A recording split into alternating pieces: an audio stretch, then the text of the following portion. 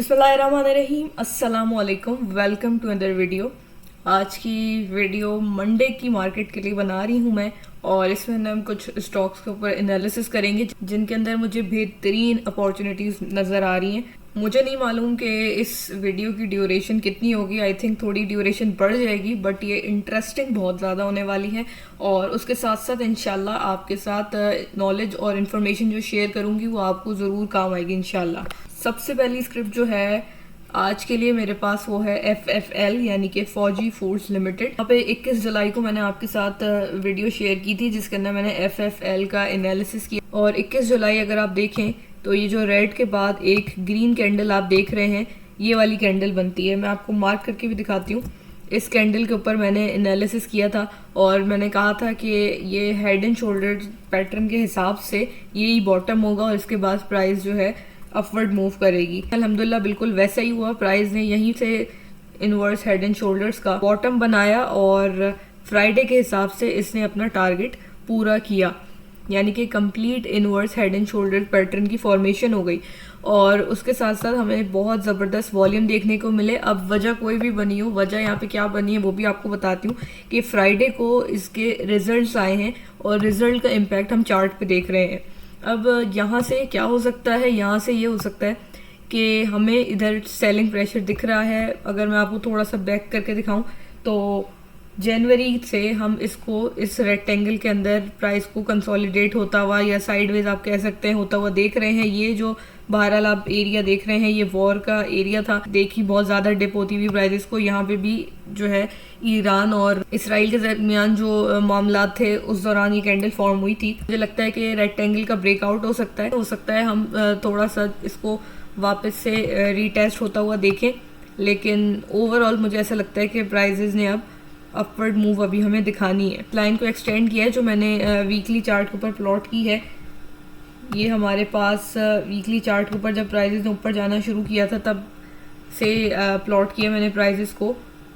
यहाँ पे हमें एक टच मिला, सेकंड टच हमें यहाँ पे मिलता है, थर्ड, और अब ये फोर्थ टाइम टच करने के बाद हमें इसने रेक्टेंगल का टॉप दिखाया है। 1737 के लिए एम कर सकते हैं और वो भी क्रॉस होता है तो 1776, और उससे आगे अगर हम जाएं तो हमें 18 तक का भी लेवल मिल सकता है। But it all depends on market condition and probability. यहाँ से अगर मैं इनवर्स हेड एंड शोल्डर के हिसाब से इसका एम करूँ और मैं इसको सिंपली यहाँ पे प्लेस करूँ जहाँ पे पूरा हुआ है पैटर्न, तो हमारे पास लेवल बनता है 18 का। बट अभी यहाँ से देखना ये ज़रूरी है कि ये रेक्टेंगल को ब्रेक करता है कि नहीं करता है। यहाँ मोस्टली ये देखा जाता है कि पहले शॉर्ट टर्म में जो टारगेट बनता है इस शोल्डर का बनेगा 1782 तक का। सेकंड स्क्रिप्ट हमारी आज के लिए होगी GATM यानी कि गुल अहमद टेक्सटाइल मिल्स। अगर आपने मेरी वीकेंड की वीडियो देखी है कल वाली तो आपको मालूम होगा कि टेक्सटाइल के अंदर वैसे भी न्यूज़ वगैरह हैं कि हम टेक्सटाइल को पॉलिटिक्स देख सकते हैं। हमने देखा भी बहुत सारी स्क्रिप्ट्स को बहुत ज़बरदस्त परफॉर्म करते हुए। सबसे टॉप ऑफ द लिस्ट तो इमेज होगा, देन हमने कॉसम को भी परफॉर्म करते हुए देखा है, स्पिनिंग मिल्स को परफॉर्म करते हुए देखा है मुख्तलिफ। और अभी यहाँ पे मुझे गुल अहमद टेक्सटाइल के अंदर अपॉर्चुनिटी लग रही है और यहाँ पे क्या पॉसिबिलिटीज़ हो सकती हैं या क्या वर्किंग है वो आपके साथ थोड़ी सी एक्सप्लेन करती हूँ। यहाँ पे सबसे पहले इंडिकेशन जो होती है हमारे पास हमेशा की तरह वो होते हैं वॉल्यूम्स इम्प्रूव होते हुए नज़र आ रहे हैं।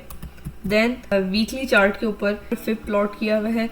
देन यहाँ पे एक चैनल फॉर्मेशन है जिसके अंदर प्राइस हायर लोज फॉर्म कर रही थी। अब फाइनली इधर जो है इसने चैनल का ब्रेकआउट दिया है और चैनल का टारगेट मैं सिंपली इसको ब्रेकआउट पे प्लेस करूँ तो हमारे पास ऑलमोस्ट 41 का लेवल बनता है। मैं मार्क करके आपको शो करती हूँ और यही वो लेवल है जहाँ से वीकली चार्ट के ऊपर पहले भी प्राइस ने रेजिस्टेंस ली है। तो आई थिंक ये 41 जा सकती है प्राइस। डेली चार्ट के ऊपर मुझे ये एक ABCD पैटर्न लगता है। यहाँ से प्राइस ऊपर गई, उसके बाद इसने रीटेस्ट किया चैनल को और अब ये टारगेट अपना 47 तक का इवन डेली चार्ट के ऊपर मुझे लगता है कि प्राइस हमें लेवल दिखा सकती है। उसके अलावा बाय जो है हमें डिप पे करना है, कोई जल्दबाजी नहीं करनी है। एक चीज़ जो यहाँ पे हर स्क्रिप्ट के अंदर ही देखने वाली होती है, तो इस स्क्रिप्ट में जो एक चीज़ देखने वाली है वो ये गैप होगा कि प्राइस इधर हमें यहीं से अपवर्ड मूव दिखाती है या इस गैप को फिल करती है, क्योंकि ये एक रन अवे गैप था जो कि इसने फॉर्म किया हुआ है। बहरहाल इंडिकेशन ज़्यादा यही लगती है कि हमें यहाँ से प्राइस जो है अच्छा मूव दिखा सकती है, तो इसको अपनी वॉच लिस्ट में रखें, इस पर ज़रूर अपना एनालिसिस करें। ये कोई भी हतमी बात नहीं होती है, मैं सिर्फ आपके साथ अपनी इन्फॉर्मेशन और अपना एनालिसिस शेयर कर रही हूँ। इसके साथ ही हम अगली स्क्रिप्ट पे चलेंगे। अगली स्क्रिप्ट हमारे पास स्टील सेक्टर से आयशा स्टील्स की होगी, पर इस स्क्रिप्ट के बारे में बात करने से पहले मैं एक अपना ओपिनियन शेयर करना चाह रही हूँ कि आई थिंक ये जो कमिंग वीक है, अगर इसमें मार्केट अच्छी रहती है तो ये जो वीक है हमारा, ये it's all about steel sector. Steel sector के अंदर हम बहुत मूव देख सकते हैं इस वीक के अंदर। स्टील सेक्टर ने प्रीवियसली परफॉर्म इस तरीके से नहीं किया है। आयशा स्टील्स ने अच्छा किया है, इत्तेफाक स्टील भी चला है, बीको को हमने कैप लगते हुए देखा है, लेकिन मुगल सीसैप के अंदर हमने इस तरह की मूव नहीं देखी है। अब मैं एक्सपेक्ट कर रही हूँ कि आयशा स्टील्स और बाकी जो मैं आपके साथ अभी स्क्रिप्ट शेयर करूंगी वो भी अच्छा परफॉर्म करते हुए हमें नज़र आ सकते हैं। इसकी वर्किंग थोड़ी सी आपके साथ शेयर करते हैं। सबसे पहली चीज़ जो हम लोग नोटिस करते हैं होते हैं वॉल्यूम्स आप देख सकते हैं कितने ज़बरदस्त हमें नज़र आए हैं आयशा स्टील्स में। अभी कोई ऐसी न्यूज़ भी नहीं है इससे रिलेटेड, इसकी अर्निंग्स भी सितंबर में आएंगी जो कि अभी दूर है, और यहाँ पे अभी से हम थोड़ी मूवमेंट देख रहे हैं। यहाँ पे मारूबूजू कैंडल बनी है जो कि एक ज़बरदस्त इंडिकेशन होती है अपवर्ड मूव की। बहरहाल इसको यहाँ से इसकी जो ट्रेंड लाइन है वहाँ से रेजिस्टेंस मिल रही है। हम 12 के बाद इसका लेवल 13-19 तक देख सकते हैं। अगर हम पैटर्न की बात करें तो यहाँ पे एक कप एंड हैंडल फॉर्मेशन हुई है, हमें कब से टारगेट मिलता है अराउंड 1375 का। अगर आप नोटिस करें तो यही 1375 प्रीवियसली इसका टॉप था। हैंडल की फॉर्मेशन पूरी करने के बाद थोड़ा रिट्रेस कर सकता है, करेक्शन ले सकता है, देन फिर हम उसके बाद ये जो कप की डेप्थ है इसका टारगेट चीज़ ज़्यादा बेहतर हमें वीकली चार्ट पे नज़र आएगी। और हम वीकली चार्ट पे देखते हैं 13 का लेवल और 14 स्टेप बाय स्टेप इस तरीके से आप देख रहे हैं। प्राइस ने प्रीवियसली इसी तरीके से जब ये नीचे आई थी तो स्टेप बाय स्टेप आई थी, यही सारे सपोर्ट जोन बनाती हुई, यही हमें रेजिस्टेंस भी इन्हीं लेवल्स के ऊपर मिलेगी। और अभी के लिए हमारे पास अगर वीकली के ऊपर देखें तो वीकली चार्ट के ऊपर भी एक ज़बरदस्त कप एंड हैंडल फॉर्मेशन है, यहीं से हमें अभी रेजिस्टेंस मिल रही है। रेजिस्टेंस पूरी होती है तो फिर हम इसके 15 तक के लेवल्स देख सकते हैं। शॉर्ट टर्म की टारगेट मैंने आपको ऑलरेडी बता दिए हैं। अगर हम इस कप की डेप्थ के हिसाब से चलें तो हमारे पास लेवल आ सकता है तकरीबन, ये देखें ये इसका फिब का लेवल भी है ग्रे वाला, और 21 तक का टारगेट हो सकता है, बट इसके अंदर महीने लगेंगे सालों ये तो कोई नहीं जानता। लेकिन अभी हम शॉर्ट लेवल्स के लिए चल रहे हैं तो वो मैंने आपके साथ शेयर किए। कोई भी अगर लॉन्ग टर्म के लिए पिक कर रहे हो स्क्रिप्ट को तो उसको एक बार DPS यानी कि डाटा पोर्टल जो है PSX का, उस पर ज़रूर देख लिया करें कि कंपनी कैसी है, उसकी अर्निंग्स नेगेटिव है या पॉजिटिव है, EPS उसका क्या है। पैग देख लिया करें कि अंडर वैल्यूड है कंपनी या ओवर वैल्यूड है। ATRL पे जो वीडियो बनाई है वो ज़रूर देख लें, उससे आपके फंडामेंटल्स थोड़े स्ट्रॉन्ग होंगे। और पैग के बारे में मैं आपको फिर से रिपीट कर देती हूँ, PEG जो होता है हमारे पास पैग, वो हमें अगर 1 है तो वो आइडियल है, अगर 1 से अबव है तो कंपनी की जो शेयर है वो ओवर वैल्यूड है, और अगर 1 से कम है तो फिर अंडर वैल्यूड है। अगर मैं आपको आयशा स्टील मिल्स का दिखाऊं, फंडामेंटली इसके अंदर हमारे पास कॉशियस स्टांस है। आप देख सकते हैं 2024 के अंदर नेगेटिव पैट है, यानी कि प्रॉफिट आफ्टर टैक्स नेगेटिव हैं। सेल्स हमने डिक्लाइन होती हुई देखी हैं। उसके बाद हम अगर यहाँ पे भी देखें तो पैग हमें यहाँ पे अंडर वैल्यूड नज़र आती है कंपनी, बट बाकी की जो चीज़ें हैं वो भी थोड़ी रिकवरी मांगती हैं। तो अगर टेक्निकल्स की बेसिस पे चलें और बिना कंफ्यूज हुए तो हम इसके अंदर एक अपॉर्चुनिटी तो ज़रूर देख रहे हैं। Let's see what happens. हो सकता है कि सितंबर अभी चार्ट अच्छा परफॉर्म करे और सितंबर में जब इसके अच्छे रिजल्ट आए तो हमें और ज़्यादा ऑलरेडी चार्ट के ऊपर इम्पैक्ट दिख चुका हो। चलते हैं अगली स्क्रिप्ट के ऊपर, वो भी हमारे पास स्टील सेक्टर की होने वाली है, ASTL यानी कि अमरेली स्टील। यहाँ पे एक सिंपल सी वर्किंग है। डेली चार्ट के ऊपर हम सारे स्क्रिप्ट को देख रहे हैं। थोड़ा सा कभी अगर ज़रूरत पड़ती है एक्सप्लेन करने की या दिखाने की तो फिर मैं आप लोगों को वीकली चार्ट शो करती हूँ। यहाँ पे हमारे पास ट्राइंगल फॉर्मेशन के अंदर प्राइस चल रही है, मैं मार्क कर रही हूँ जो इसकी रेजिस्टेंस है ट्रेंड लाइन के हिसाब से, और सपोर्ट पे भी हमें 3 ही टचेस मिलते हैं। आई बिलीव कि अब जो है रेजिस्टेंस वाली ट्रेंड लाइन है इसको ब्रेक होता हुआ देखेंगे। यहाँ से हम देख सकते हैं कि वॉल्यूम्स बढ़ रहे हैं। एक कैंडल अच्छी बनी है हमारे पास, फिब का जो है वो गोल्डन लेवल पे प्राइस मूव कर रही है। ये 3 गोल्डन लेवल्स होते हैं।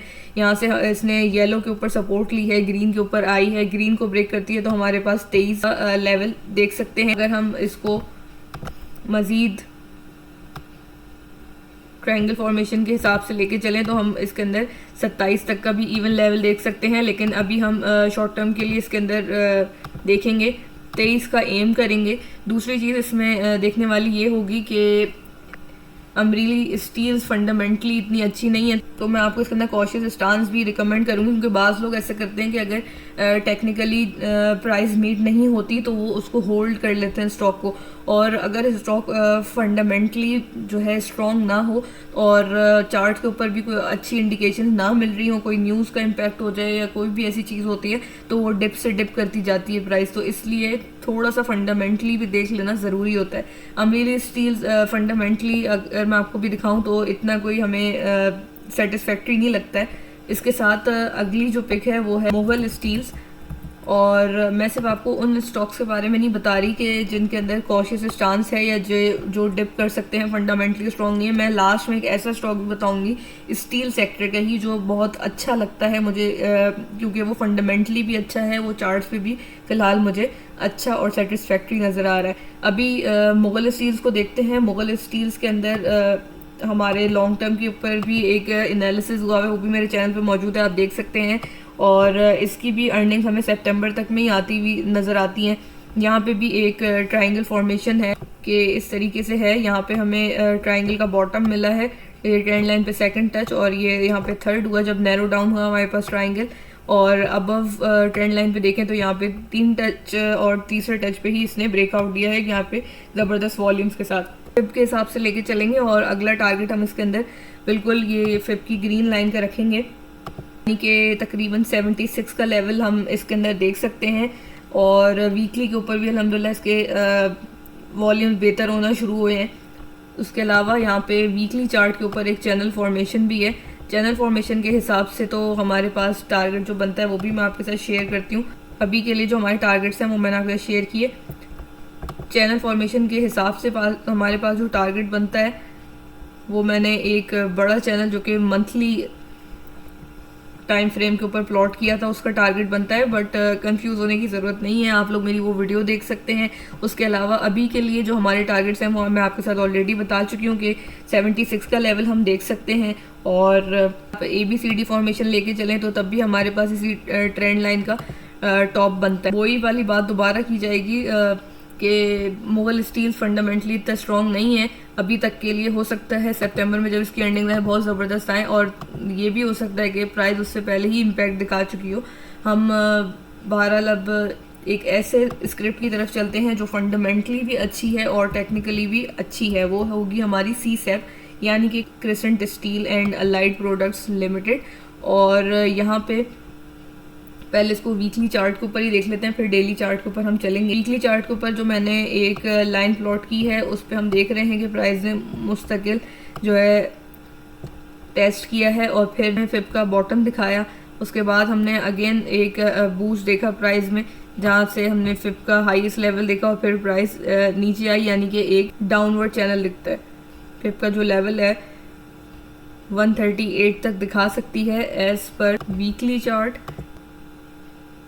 इसको आप ट्रायंगल कह लें या फिर आप इसको ABC फॉर्मेशन भी कह सकते हैं।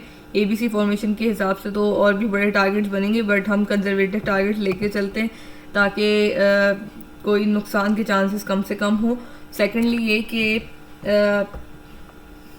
एग्जैक्ट पॉइंट्स तक का वेट ना किया करें, थोड़े पॉइंट्स पहले ही ट्रेड से सेफली एग्जिट कर लिया करें। हमें बिलीव होना चाहिए कि जो हमारे नसीब का है वो हमें ज़रूर मिलना है। हमने अपनी मेहनत करनी है, अपनी कोशिश करनी है, अपनी इंफॉर्मेशन जितनी ज़्यादा से ज़्यादा हो सके वो कलेक्ट करनी है, और फिर जो प्राइस की मूवमेंट होती है वो हमारे हाथ में नहीं होती है। तो इसी बात के साथ हम इसको देख लेते हैं डेली चार्ट के ऊपर। डेली चार्ट के ऊपर वही वाली चीज़ है जो हमें अभी वीकली चार्ट पे दिखी थी कि एक चैनल फॉर्मेशन में थी, चैनल ब्रेक करेगी तो हमारे पास 125 तक का लेवल, मैंने पहले भी रिपीट किया है, 125 तक का लेवल हम देख सकते हैं। यहाँ पे डेली चार्ट के ऊपर वॉल्यूम्स डिसेंट हैं, होपफुली ये ब्रेकआउट है। इसके बाद हमारा रेजिस्टेंस को 115 से मिल सकती है, 112 पे अभी करंटली है प्राइस। 115 ब्रेक होता है तो फिर हम 119 और 119 के बाद 23 और 25 तक के लिए इसको ज़रूर देख सकते हैं। तो ये हमारा जो है टारगेट्स हैं सीसैप को लेके। तो सीसैप के अंदर इंशाल्लाह आप एक अच्छी ट्रेड प्लान कर सकते हैं। उसके अलावा आज जितनी भी स्क्रिप्ट डिस्कस हुई है सब में बहुत पोटेंशियल है, लेकिन इट्स ऑल अबाउट प्रोबेबिलिटी। कोई बाय और सेल कॉल नहीं है, ये सिर्फ मेरी एक इन्फॉर्मेशन और एनालिसिस है जो मैं आपके साथ डिस्कस कर रही हूँ। इसके ऊपर अपना एनालिसिस भी ज़रूर करें, बट इन स्क्रिप्ट के ऊपर ध्यान ज़रूर दें क्योंकि इनके अंदर पोटेंशियल है। यहाँ पर मैं आपको एक बार सीसैप का जो डाटा अवेलेबल है PSX की वेबसाइट पे वो भी दिखा देती हूँ। फ्री फ्लोट जो है सीसैप का 45% है। उसके बाद हम देखें तो कंपनी हमें मुसलसल बेहतर होती हुई नज़र आ रही है। 2023 के मुकाबले में 2024 का EPS देखिए कितना ज़बरदस्त हमें नज़र आता है। उसके अलावा सेल्स में भी इंक्रीज़ है और प्रॉफिट आफ्टर टैक्स यानी कि पैट भी हमें ज़्यादा नज़र आया है। और उसके साथ हम पैग पे आएँ तो यहाँ पे हमें कंपनी अंडर वैल्यूड नज़र आती है। हमने EPS देखा तो EPS ग्रोथ की परसेंटेज भी बढ़ी हुई है। नेट प्रॉफिट मार्जिन भी हमें बेहतर नज़र आते हैं और ग्रॉस प्रॉफिट मार्जिन भी। फंडामेंटली भी कंपनी अच्छी है, इसमें इनसाइडर ट्रेडिंग भी है, चार्ट्स भी अच्छे हैं, तो इंशाल्लाह आपको इसमें ज़रूर गेन दिखेगा। अब वीडियो काफ़ी लंबी हो जाएगी, बट मैंने एक स्क्रिप्ट के ऊपर लाजमी बात करनी थी और वो भी बहुत ज़बरदस्त स्क्रिप्ट है, उसमें मुझे अपॉर्चुनिटी भी नज़र आ रही है। तो उसको लेकिन मंडे के लिए इंशाल्लाह रखते हैं। मंडे को अगर आपकी कोई रिक्वेस्ट हुई तो उसको देखेंगे, वरना इंशाल्लाह उसी स्क्रिप्ट के ऊपर मैं आपसे बात करूँगी। होपफुली आपको वीडियो पसंद आई होगी। अगर ऐसा है तो वीडियो को लाइक कीजिएगा, चैनल को सब्सक्राइब ज़रूर कर दीजिएगा। किसी भी स्क्रिप्ट से रिलेटेड कोई भी क्वेश्चन हो तो मोस्ट वेलकम, आप कमेंट में पूछ सकते हैं, मैं इंशाल्लाह उसको ज़रूर रिप्लाई करूँगी। नेक्स्ट वीडियो मिलता है इंशाल्लाह। अल्लाह हाफिज़।